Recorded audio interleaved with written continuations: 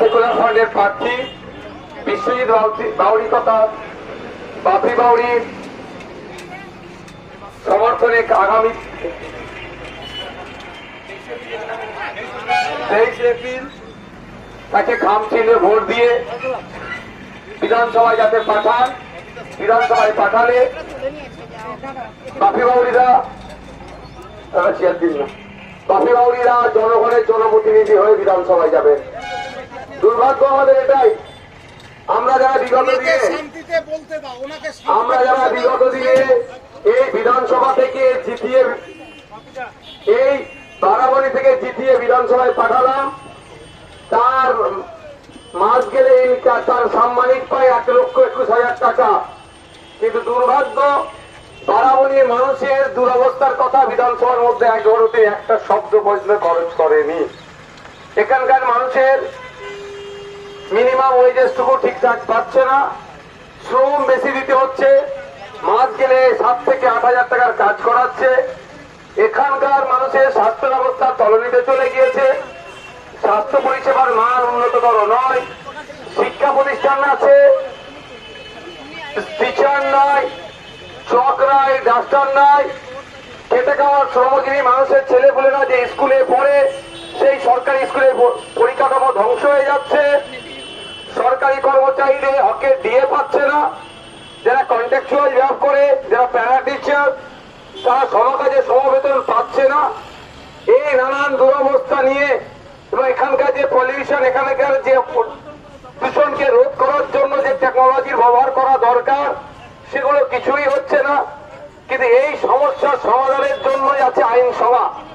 প্রতি 5 বছর ছাড়া ছাড়া জনগণ সুযোগ পায় যে আগামী 5 বছর আমার প্রতিনিধি হয়ে আইনসভার মধ্যে গিয়ে আমার জন্য কি কি বলবে। তাই আমরা লক্ষ্য করলাম, বিগত দিনে 2021-এ যাকে জিতিয়ে আপনারা আইনসভার মধ্যে পাঠিয়েছেন, আমি দায়িত্ব নিয়ে বলতে পারি তিনি আইনসভার মধ্যে দাঁড়িয়ে 100টা বাক্য তিনি খরচ করেননি। বললে হয়তো দেখা যাবে 2-1টা খরচ করেছেন, ওই শপথ নেওয়ার সময় যেটা বলতে হয় তার বাইরে একটাও কথা বলেননি। তাদের ধরনের চোখ থাকতে অন্ধ, মুখ থাকতে বোবা বিধায়ককে পাঠিয়ে মাস গেলে 1,21,000 টাকা তার ইনকাম ছাড়া দ্বিতীয় কোন সাধারণ মানুষের উপকৃত হয়নি। আপনারা যদি চান আগামী 5 বছর আপনাদের সমস্যার কথা যেখানে আইন তৈরি হয় তথা আইনসভার মধ্যে উত্থাপন হোক, সমস্যা সমাধানের জন্য আওয়াজ উঠুক, তাহলে আমাদের বামেদের সমর্থন নিয়ে আইএসএফ এর পক্ষ থেকে বিশ্বজিৎ বাউরি তথা বাপিদাকে আমরা মনোনীত করেছি। আপনারা বাপিদাকে ভোট দিয়ে বিধানসভার মধ্যে পাঠান। বাপিদা বিধানসভার মধ্যে গিয়ে বারাবরী মানুষের যে চাওয়া পাওয়া, অভাব অভিযোগ যেগুলো আছে, এখানকার মাইনরিটিদের যে সমস্যা, এসসি সমাজের মানুষের যে সমস্যা, এসটি সমাজের মানুষের যে সমস্যা, এখানকার যারা ডে লেবার আছে তাদের মজুরি নিয়ে যে সমস্যা, শিক্ষা স্বাস্থ্যের যে সমস্যা, সমস্ত সমস্যার সমাধানের জন্য যেখানে আইন তৈরি হয় তথা বিধানসভার অন্দরে আওয়াজ তুলবে। এবার সমস্তটাই আপনাদের উপরে নির্ভর করছে, কারণ আমরা বিরিয়ানির প্যাকেট 500 টাকা বা রাতের অন্ধকারে একটা বড় বোতল দিয়ে দিতে পারবো না, কারণ আমাদের কর্পোরেট ফান্ডও নাই আর হারামের তোলাবাজির টাকাও নাই। কৃষকদের শ্রমিকদের কাছে শোষণ করার টাকাও আমাদের কাছে নাই।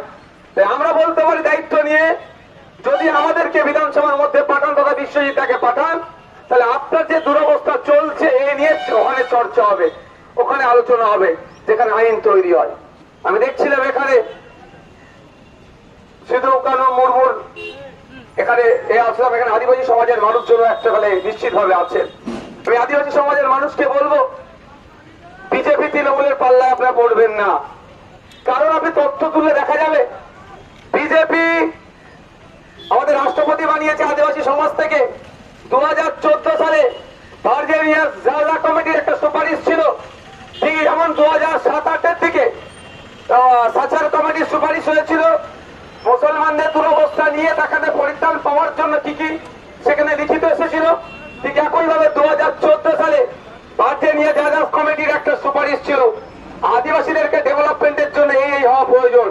কিন্তু দুর্ভাগ্য, আদিবাসী সমাজ থেকে রাষ্ট্রপতি বানিয়ে দিলেও আদিবাসীদের যে অধিকার সেটা 2006 এর ফরেস্ট রাইট অ্যাক্টকে অ্যামেন্ডমেন্ট করে জঙ্গলের পরিধি কমিয়ে সেই জায়গায় আমোদ প্রমোদ দৃশ্যের জায়গা করে দেওয়ার জন্য বিজেপি তার বন্ধুদেরকে অর্থাৎ আদানি আম্বানি শিল্পপতিদের ব্যবস্থা করে দিচ্ছে।